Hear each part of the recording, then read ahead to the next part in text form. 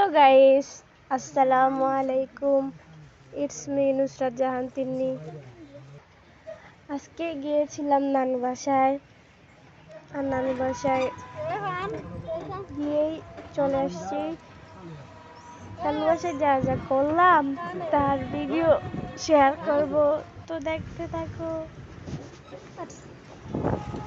Let's go.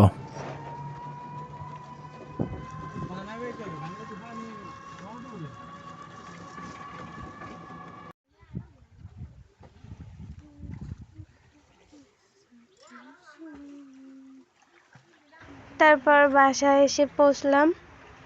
পরে দেখি পুকুরে কাজিনরা গোসল করতেছে। তারপর দেখলাম যে জাম্বুরা ঝুলতেছে। আমার আবার লোভ সামলাতে পারি না, তাই আমি একটা ছিঁড়ে ফেলছি। তারপর আমার বড় আপু ওটা কাটতেছে, সেই মজা করে খাইছি। আমার নানু লাগাইছে গাছটা। নানু কই তোর যা ইচ্ছা তা খা। তো আমি একটা খাইছি আর 3টা বাসায় নিয়ে আসছি। যে আমি হেল্প করতেছি কাটার জন্য।